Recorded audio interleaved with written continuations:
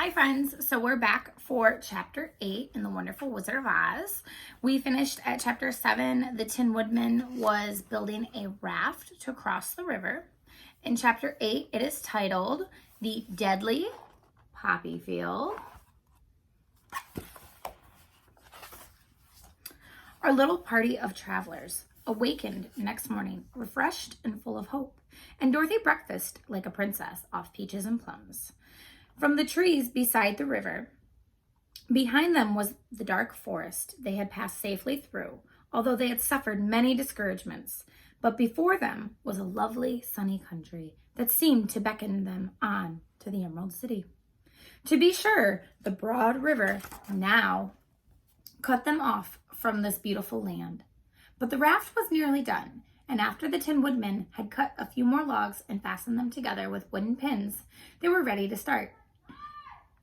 Dorothy sat down in the middle of the raft and held Toto in her arms. When the Cowardly Lion stepped upon the raft, it tipped badly, for he was big and heavy. But the Scarecrow and the Tin Woodsman stood upon the other end to steady it, and they had long poles in their hands to push the raft through the water.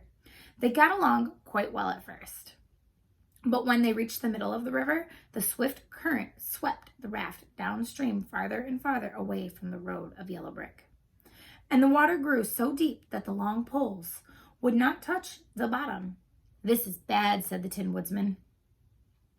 "For if we cannot get to the land, we shall be carried into the country of the Wicked Witch of the West, and she will enchant us and make us her slaves. And then I should get no brains," said the Scarecrow. "And I should get no courage," said the Cowardly Lion. "And I should get no heart," said the Tin Woodsman. "And I should never get back to Kansas," said Dorothy.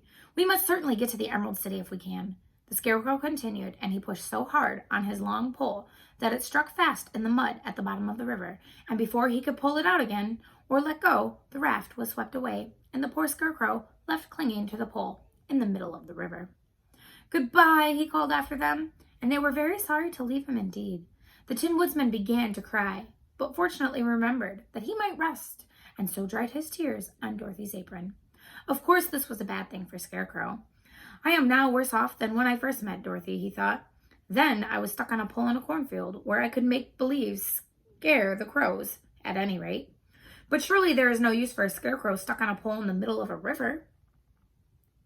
I am afraid I shall never have any brains after all." Down the stream the raft floated, and the poor Scarecrow was left far behind. Then the Lion said, "Something must be done to save us. I think I can swim to the shore and pull the raft after."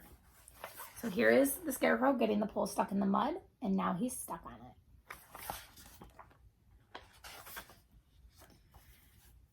it. "I'm sure I can pull the raft after me, if you will only hold fast to the tip of my tail." So he sprang into the water, and the Tin Woodsman caught fast hold of his tail. When the Lion began to swim with all his might towards the shore, it was hard work, although he was so big. But by and by, they were drawn out of the current, and then Dorothy took the Tin Woodsman's long pole and helped push the raft to the land. They were all tired out when they reached the shore at last and stepped off upon the pretty green grass.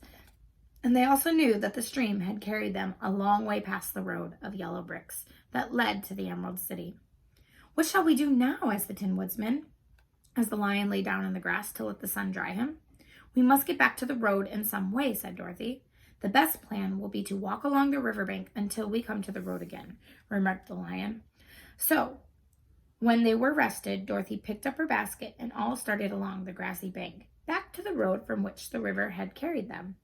It was a lovely country, with plenty of flowers and fruit trees, and sunshine to cheer them. And they had not felt so sorry for the poor Scarecrow. Had they not felt so sorry for the poor Scarecrow, they could have been very happy. They walked along as fast as they could, Dorothy only stopping once to pick a beautiful flower. And after a time, the woodsman cried out, "Look!" Then they all looked at the river and saw the Scarecrow perched upon his pole in the middle of the water, looking very lonely and sad.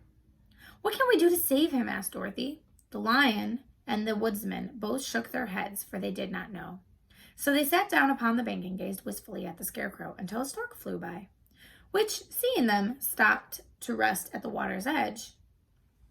"Who are you and where are you going?" asked the stork. "I am Dorothy," answered the girl. "And these are my friends, the Tin Woodsman and the Cowardly Lion, and we are going to the Emerald City." "This isn't the road," said the stork, as she twisted her long neck and looked sharply at the queer party. "I know it," returned Dorothy, "but we have lost the Scarecrow and are wondering how we shall get him again." "Where is he?" asked the stork. "Over there in the river," answered the girl. "If he wasn't so big and heavy, I would get him for you," remarked the stork.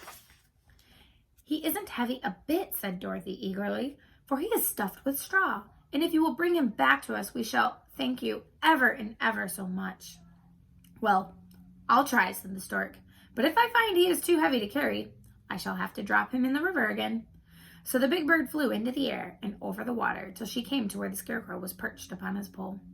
Then the stork, with her great claws, grabbed the Scarecrow by the arm and carried him up into the air back to the bank where Dorothy and the Lion and the Tin Woodsman and Toto were sitting. When the Scarecrow found himself among his friends again, he was so happy that he hugged them all, even the Lion and Toto. And as they walked along, he sang "Toodle-dee-doo-oh" at every step. He felt so gay. I was afraid I would have to stay in the river forever," he said. "But the kind stork saved me. And if I ever get any brains, I shall find the stork again and do some kindness in return." "That's all right," said the stork, who was flying along beside them. "I always like to help anyone in trouble. But I must go now, for my babies are waiting in the nest for me. I hope you will find the Emerald City and that Oz will help you." "Thank you," replied Dorothy. And then the kind stork flew into the air and was soon out of sight. They walked along listening to the singing of the bright-colored birds and looking at the lovely flowers, which now became so thick that the ground was carpeted with them. So here's the stork saving the Scarecrow.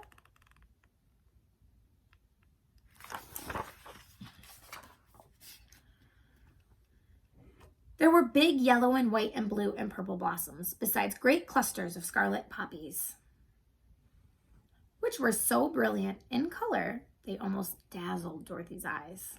"Aren't they beautiful?" the girl asked as she breathed in the spicy scent of the flower. "I suppose so," answered the Scarecrow. "When I have brains, I shall probably like them better." "If I only had a heart, I should love them," added the Tin Woodsman. "I always did like flowers," said the Lion. "They seem to be so helpless and frail. But there are none in the forest so bright as these." They now came upon more and more of the big scarlet poppies, and fewer of the other flowers, and soon they found themselves in the midst of a great meadow of poppies. Now it is well known that when there are many of these flowers together, their odor is so powerful that anyone who breathes it falls asleep. And if the sleeper is not carried away from the scent of the flowers, he sleeps on and on forever. But Dorothy did not know this, nor could she get away from the bright red flowers that were everywhere about.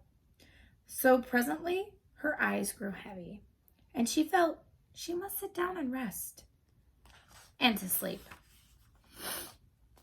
But the Tin Woodsman would not let her do this. "We must hurry and get back to the road of yellow brick before dark," he said, and the Scarecrow agreed with him. So they kept walking until Dorothy could stand no longer. Her eyes closed in spite of herself, and she forgot where she was and fell among the poppies, fast asleep.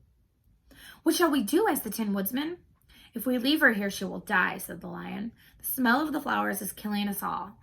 I myself can scarcely keep my eyes open, and the dog is asleep already." It was true. Toto had fallen down beside his little mistress. But the Scarecrow and the Tin Woodman, not being made of flesh, were not troubled by the scent of the flowers. "Run fast," said the Scarecrow to the Lion, "and get out of the deadly flower bed as soon as you can. We will bring the little girl with us. But if you should fall asleep, you are too big to be carried." So the Lion aroused himself and bounded forward as fast as he could go. In a moment, he was out of sight. "Let us make a chair out of our hands and carry her," said the Scarecrow. So they picked up Toto and put the dog in Dorothy's lap. And when they made a chair with their hands for the seat and their arms for their arms, and carried the sleeping girl between them through the flowers, on and on they walked, and it seemed that the great carpet of deadly flowers that surrounded them would never end. They followed the bend of the river, and at last came upon their friend the Lion, lying fast asleep among the poppies. The flowers had been so strong for the huge beast that he had given up at last and fallen only a short distance from the end of the poppy bed, where the sweet grass spread in beautiful green fields before them. "We can do nothing for him," said the Tin Woodman sadly, "for he is much too heavy to lift. We must leave him here to sleep on forever, and perhaps he will dream that he has found his courage at last." Oh, they can't save him. Want to see? Poppies. Dorothy's falling asleep. The lion is yawning. Oh no. "I'm sorry," said the Scarecrow. "The lion was a very good comrade for one so cowardly. But let us go on." They carried the sleeping girl to a pretty spot beside the river, far enough from the poppy field to prevent her from breathing any more of the poison of the flowers. And there they laid her gently on the soft grass and waited for the fresh breeze to waken her. So there's the picture of them carrying Dorothy. And we are going to then move on to chapter 9.